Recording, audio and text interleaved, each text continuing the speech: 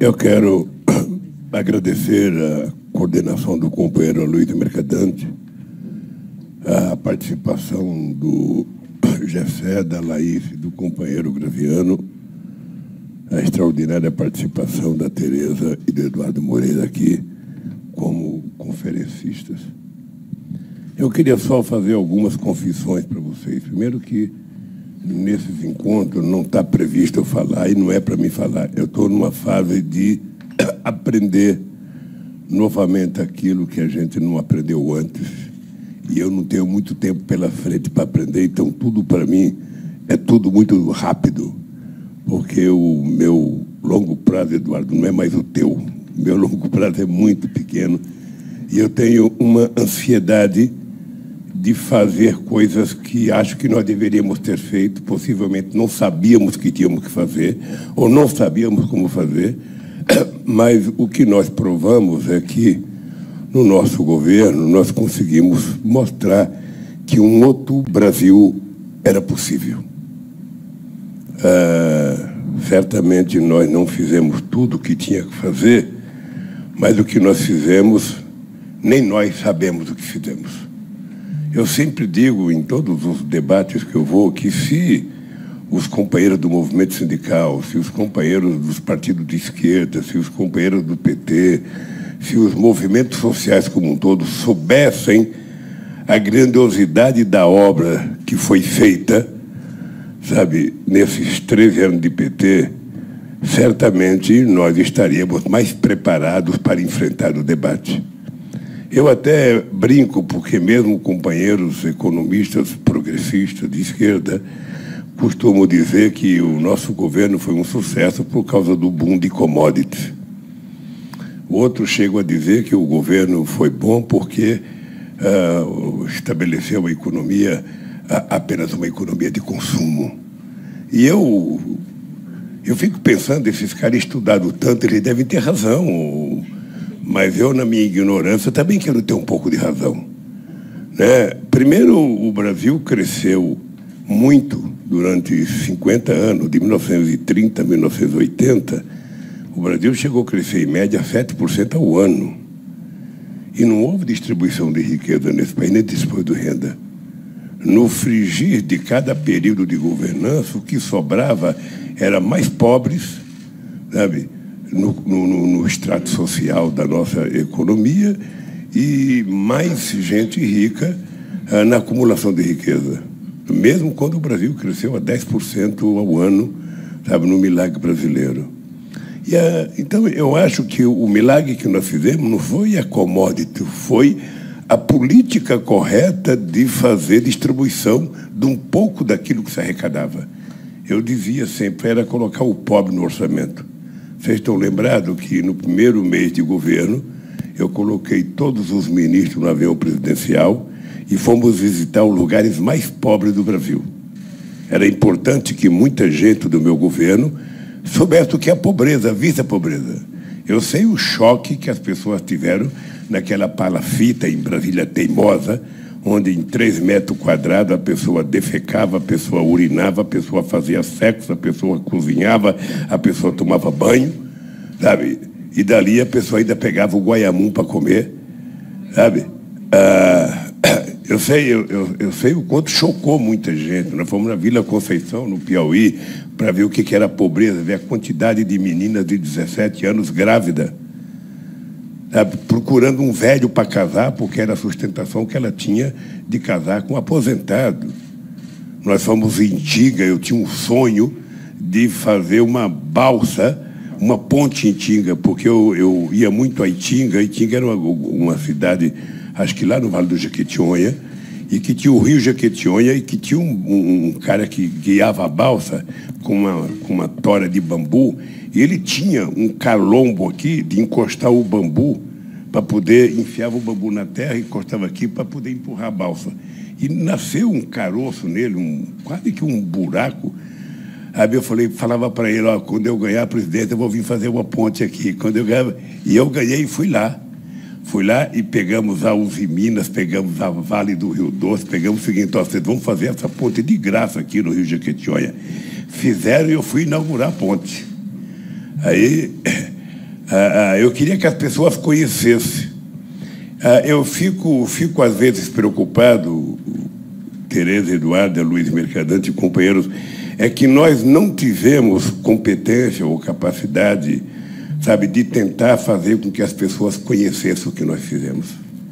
Porque não foi uma política, é um conjunto de tantas pequenas políticas que fizeram com que o resultado apareça quando você começar a montar os gráficos.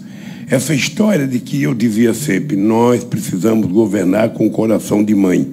Somente a mãe é justa, se ela tiver 5 filhos, ela vai dar um bife a mais para aquele que está mais fragilizado, para aquele que está mais doente, para aquele que é mais magrinho. E foi o que nós fizemos. Tentar fazer com que aqueles que sabe, não tinha nenhum degrau de conquista na vida pudessem subir um degrau. Eu lembro sempre, e eu falo isso para os companheiros do Sem Terra, que em 13 anos nós disponibilizamos para efeito de reforma agrária 51% de tudo que foi disponibilizado em 500 anos, em apenas 13 anos. Quem é que sabe disso? Só eu que falo nisso, me esguelho de falar. Às vezes os meus companheiros do Sem Terra nem aceitam isso, porque eles não contam as terras que não foi para eles, não contam da CONTAG, não contam da CUT, não contam da FETAP, não contam da PRONAF. Mas, de qualquer forma, eu continuo gostando deles do mesmo jeito, achando que fizeram muita coisa no país. E eu acho que eles agora deram um salto de qualidade, sabe? Que é mostrar a capacidade organizativa e produtiva. E agora estou aprendendo a andar no mercado atrás de colocar os seus produtos, que é outro aprendizado tão importante quanto aprender, invadir e produzir. Bem, eu queria fazer esse debate, Aloysio, porque eu ando muito inquieto. Eu ando muito inquieto porque um tempo atrás eu dizia, nós só vamos acabar com a fome o dia que a gente transformar a fome num problema político. Porque até então ela era apenas um dado estatístico, sabe? Era um dado, sabe, que os cientistas políticos lidavam, os políticos na campanha falavam, mas o José de Castro escreveu muito em 1946, tem o livro Geografia da Fome, que fala da miséria nesse país, mas o cara fala, teve fome, mas a gente não faz nada para acabar com ela, teve fome. E eu tinha certeza que a gente só acabaria com a fome quando a gente transformasse a fome num problema político. E o problema político, ele acontece quando aquele assunto começa a andar. Ele vira assunto para discutir na mesa do bar, ele fica assunto para discutir na igreja, ele vira assunto para discutir na universidade, ele vira assunto para discutir em rodas de pessoas. E eu, então, estava inquieto como é que a gente vai, sabe, enfrentar a questão da desigualdade. Porque todos os dados que a gente tem nos últimos 10 anos é de que houve, com exceção do Brasil, sabe, não houve em nenhum país do mundo, momento algum na crise econômica, que os pobres tiveram algum ganho. E no Brasil o resultado é que os mais pobres ganharam um pouquinho a mais, os mais ricos perderam, se bem que o pouco dos mais ricos é sempre mais do que o muito dos mais pobres. É insuficiente. Eu, então, comecei a conversar com a Dilma que a gente precisaria parar de falar em política de distribuição de renda e falar em política de distribuição de riqueza. E para você falar em política de distribuição de riqueza, o PT vai ter que ser mais radical, a CUT vai ter que ser mais radical, o sindicato... Nós vamos ter que aumentar o tom, o volume do rádio, para ver se as pessoas escutam a gente. Porque eles têm os meios de comunicação, se você pegar todos esses últimos meses que houve debate sobre previdência, que houve debate sobre... Não há Você nunca foi convidado pela televisão a fazer um debate? Fui uma vez e um dia antes eles me ligaram cancelando a minha... Ninguém, não vai. Se a pessoa for dizer parte da coisa que você diz, parte das coisas que essa moça mostrou aqui, ninguém é convidado. Não há espaço nos meios de comunicação, embora a televisão seja concessão do Estado, para que você diga os dados reais. Sabe? Aliás, não é mais nem o economista que é convidado, agora são analistas de mercado que vão lá, pessoas que... Bem, nenhum demérito, mas, ou seja, você não tem mais um debate, é um lado só que fala. E esse negócio da desigualdade, tá? Eu estou vendo que as coisas estão ficando pior, porque se fala tanto em tecnologia, se fala tanto em indústria 4.0, indústria 0.50, indústria ponto não sei das quantas, e já se fala que não precisa mais de trabalhador para produzir carro, não precisa mais de trabalhador para dirigir carro, não precisa mais de trabalhador para dirigir ônibus, não precisa mais de trabalhador para dirigir o trem. Ou seja, nós estamos criando uma sociedade de algoritmos, sabe, e de seres humanos desumanizados. Sabe, que daqui a pouco nós vamos nos perguntar para que eu sirvo. Eu, um cara como eu, não servo para nada mais. Sabe? Porque, bem, obviamente o cara fala, o Lula é contra o avanço tecnológico, pelo amor de Deus. Mas é preciso que o avanço tecnológico tenha uma finalidade de caráter coletivo. Porque o resultado de quase tudo que foi avanço, de quase tudo, com exceção da medicina, da ciência, da genética, mesmo assim, nós vamos perceber. Eu vou te contar um dado. Nos anos 80, eu era meio atrasadão, meio chucro, eu era contra a robotização na indústria automobilística. E o pessoal me chamava de atrasado. Esse Lula é atrasado. Porra, ele é contra o robô. O robô vai ser, os empresários falavam, o robô vai ser uma coisa moderna, vai tirar o trabalhador de fazer o serviço pesado, ele vai poder trabalhar de terno e gravata, ele vai poder comer no restaurante dos mensalistas, sabe? Não vai ter mais trabalho insalubre para o trabalhador. Era esse o argumento que utilizavam contra mim. Vai melhorar, vai aumentar a produtividade. Aumentou. A Volkswagen tinha 44 mil trabalhadores em 80, produzia 1.200 carros por dia. Hoje ela tem 8 mil trabalhadores ou 9, produz 3 vezes mais carros por dia, e em volta delas, os 44 mil trabalhadores, tem um monte morando em favela lá. Ou seja, eles não cresceram, eles não enricaram, eles não melhoraram, eles não acompanharam o desenvolvimento da empresa. As pessoas podem dizer, porra, esse Lula é contra, eu sou favorável a tudo.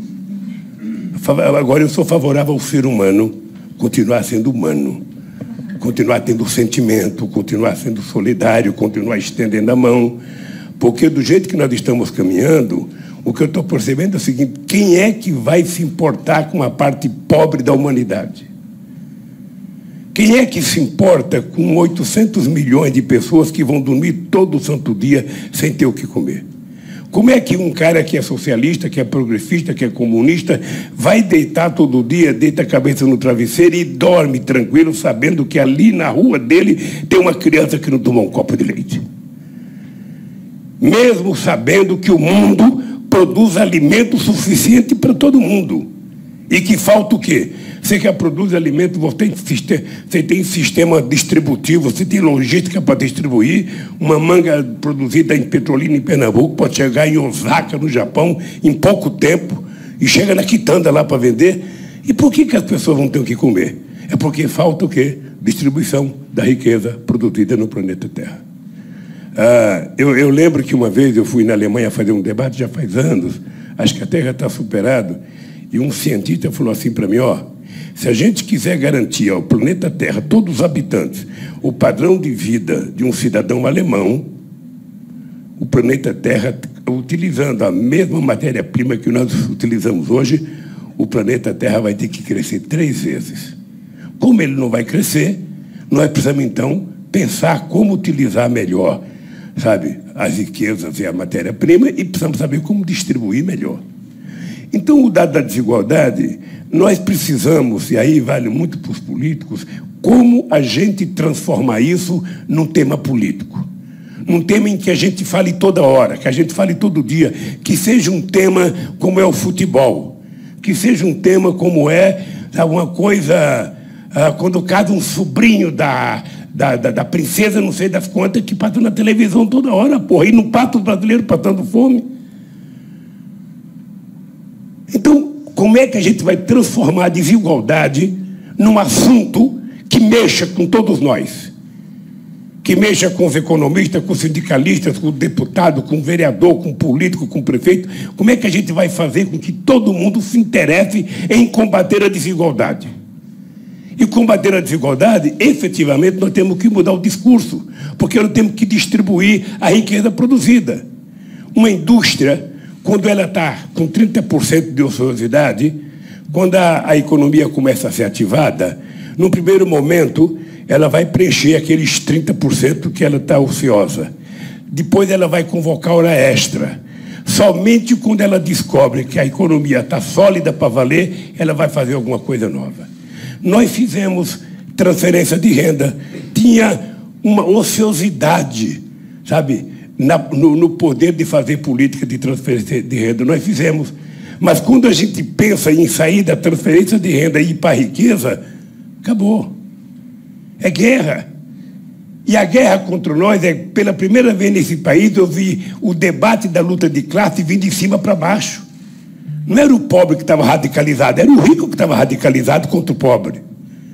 Porque se inventou de dar 13º para a empregada doméstica, se inventou de assinar a carteira profissional dela, se ensinou de dar férias para ela, se ensinou de dar 20... Quando o mundo inteiro teve 100 milhões de desempregados na crise de 2008, esse país criou 20 milhões de empregos formais. Ou seja, na verdade, nós remamos contra a maré. E eu acho que nós ficamos demais. Como você é demais. Não sei se você sabe, eu já fui unanimidade nacional quando eu era dirigente sindical. Lula, o trabalhador que queria 5% de aumento de salário, que queria 10%, mas não mexia, nada mais disso. Eu saía em página de vários, novo sindicalismo, tudo. Quando eu inventei de criar o PT, pronto, o Lula só teve arrumando inimigos. E quando fomos para o governo e provamos que era possível fazer diferente deles, aí é que piorou a coisa. Aí o pessoal fala, nossa, o Lula saiu da cadeia brava, ele poderia ser mais calmo. A gente pensou que ele ia promover a paz. Porra! É você achar que o general Giap era o responsável pela paz? Se eram os americanos que estavam invadindo ele? Os caras invadiram a minha vida, invadiram a minha casa, invadiram o Palácio do Planalto, tiraram a Dilma, sabe? E jogaram a culpa em cima de nós e eu que tenho que ser o bondoso agora? Então eu acho que nós temos que aproveitar, porque me parece que o Papa também está colocando a questão da desigualdade como tema prioritário, e fazer esse debate. E fazer esse debate significa a gente começar a desmascarar algumas coisas. Sabe? Eu não me conformo mais, Luísa. Você pega 6 caras no mundo, ele tem mais dinheiro que metade da humanidade.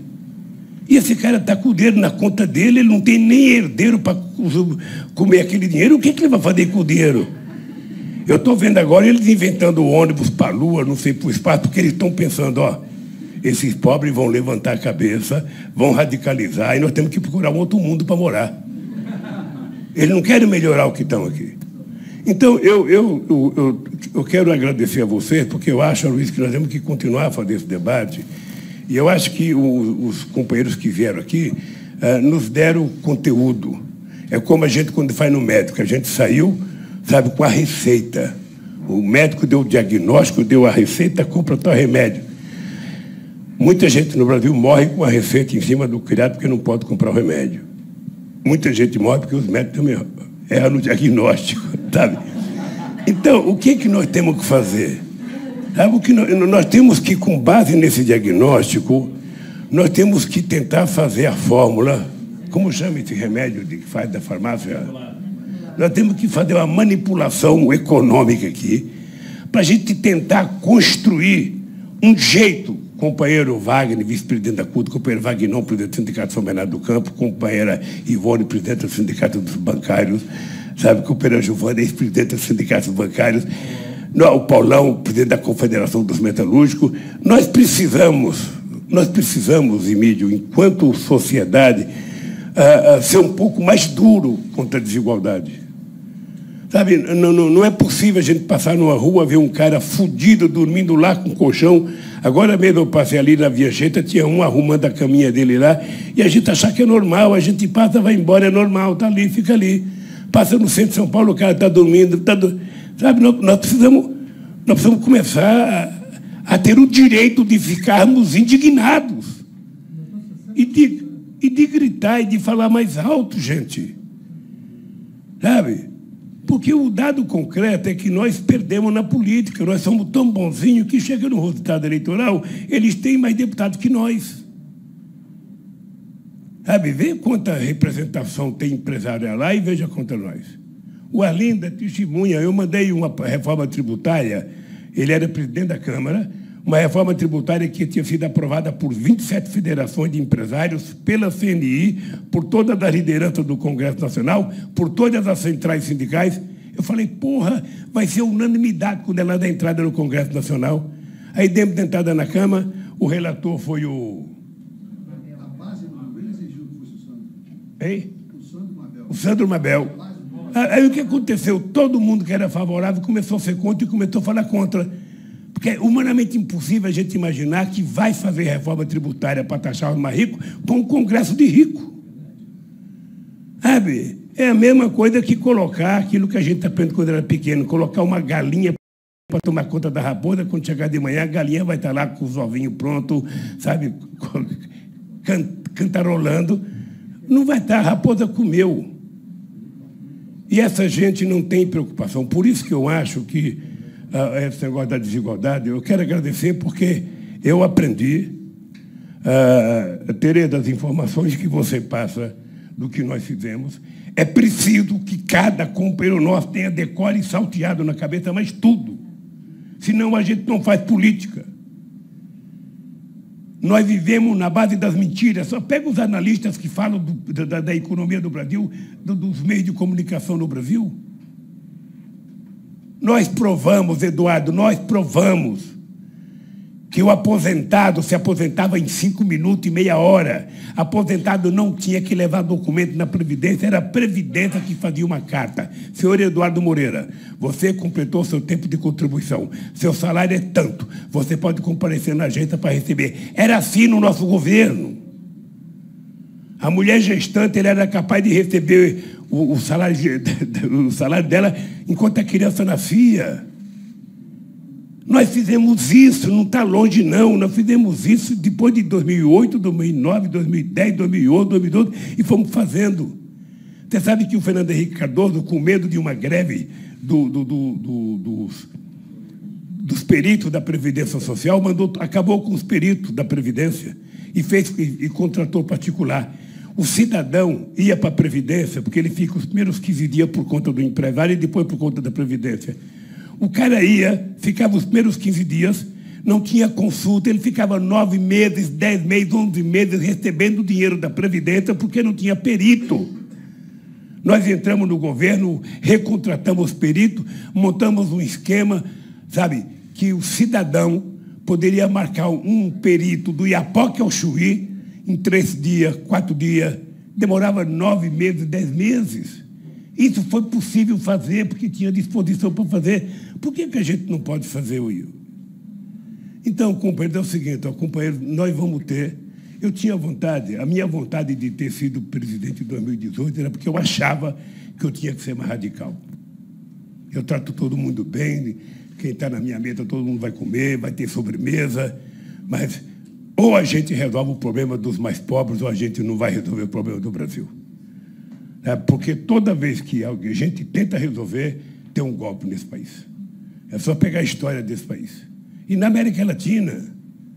Então, eu quero de coração, Luiz, agradecer. Acho que a Fundação deve continuar fazendo isso, sabe? Agora, eu, na verdade, prefiro que seja ao vivo aqui, as pessoas aqui debatendo. E nos próximos, quem sabe, a gente abra um tempo de debate, porque aqui tem gente muito especialista, gente que já faz coisa. A Valquíria escreveu livros importantes sobre a política de fome zero, já há muito tempo. Uma vez o Aloysio Mercadante, eu vinha no avião, eu vou terminar falando isso, eu vinha no avião com o Aloysio Mercadante de Brasília para São Paulo, e o Aloysio Mercadante estava num dia falante, viu, Gleice? Ele tem dia. E esse Aloysio Mercadante começou a falar de um país e de um governo, de um país. Eu comecei a ficar encantado, eu fiquei pensando, porra, que país é esse? Que governo é esse que fez tudo? Eu falei, cacete, eu preciso perguntar para o Luiz, onde é esse país? Era do Brasil e do nosso governo. Eu não sabia metade dos números que ele sabia. Um dia desse, eu fiz uma reunião com 3 companheiros, não vou dizer nome aqui, 3 companheiros foram conversar comigo e eu comecei a mostrar o que a gente tinha feito. Luiz, eles não sabiam 20% do que o PT tinha feito. 20%. Então, assim, é difícil a gente se defender dos ataques. Se essa moça fizer uma exposição detalhada do que foi feito no governo, os petistas mais ortodoxos vão ficar embasbacados, não vão acreditar que nós fizemos tanta coisa. Então, para terminar, a questão do consumo é o seguinte: se alguém conseguir me mostrar um país que cresceu sem ter consumo, me ajude, por favor. Porque o capitalismo ele só vai sobreviver e a indústria só vai crescer se tiver consumo. Eu não conheço nenhum empresário que faz uma fábrica para produzir, para fazer estoque. Né? Você tem duas formas de você crescer. Ou você vende para o mercado interno, ou você vende para fora. Para fora é mais difícil, porque você tem competitividade tecnológica, você tem competitividade de custo de mão de obra, você tem que ter expertise para vender, você tem que ter influência política, é mais difícil. Né? Aqui dentro não, aqui dentro é a gente que decide. Dê dinheiro para o pobre colocar no bolso. Dê crédito, que você vai ver que o cara gosta de coisa, ele vai comprar roupa boa, vai comprar sapato bom, vai comprar caderno bom. Todo mundo acha que pobre gosta de ir com material na escola de papel reciclável. Não, ele gosta de papel de brochura, aquelas capas bonitas que ele não tem dinheiro para comprar, porra. Então, eu dizia no começo do PT, as pessoas pensam que pobre gosta de comer em coxo, que a gente gosta de ir em feira na hora da xepa, a meio-dia, para pegar tudo apertado, ovo apertado, pepino apertado, tomate apertado. Sabe? Os tomates não tem nem semente mais, de tanto que foi apertado. Não, o povo pobre gosta de comer coisa boa, da hora, fresquinho. E nós podemos dar, se a gente enfrentar essa questão da desigualdade. Eu quero te dar os parabéns pelo livro, Eduardo. Quem não leu ainda, lê um livrinho que ele publicou chamado Desigualdade. É curto, não é grosso, é curto, fininho e é muito inteligente. Eu acho que essas exposições que a Tereza faz do PT precisa, sabe? Então, mas tem que ser... Não, olha, nós produzimos, mas daquilo nós produzimos para pouca gente, né? É preciso massificar, porque é nós contra o mundo nesse negócio de provar o que a gente fez. Então, a Luísa, obrigado à Fundação Perseu Abramo, obrigado a Tereza, obrigado a Gleice, obrigado a Luísa, obrigado ao Eduardo, obrigado a Haddad e obrigado companheiros que vieram aqui, companheiro Celso Amorim, muito obrigado mais uma vez pela tua presença. Para quem mais que eu vou agradecer? A todos vocês. Sabe? Não, agradecer as pessoas que estão assistindo, sabe, pela internet. De coração, obrigado. Eu espero que vocês comecem a se interessar. Sabe? Tem muita gente precisando que a gente estenda a mão. Quando você vê alguém precisando de alguma coisa, pergunte pelo menos o que a pessoa tem. Às vezes tem gente na rua que você pode salvar se você parar e perguntar. A fome é uma desgraça, porque a fome, quem está conversando com a gente não sente que a gente está com fome, porque o ronco é só lá dentro. A lombriga maior está triturando a menor. E quem está conversando não sente o barulho, somente o cara que está com fome é que sabe que está com fome. Então, companheiros, obrigado de coração e vamos continuar lutando, porque o Brasil precisa de gente como vocês.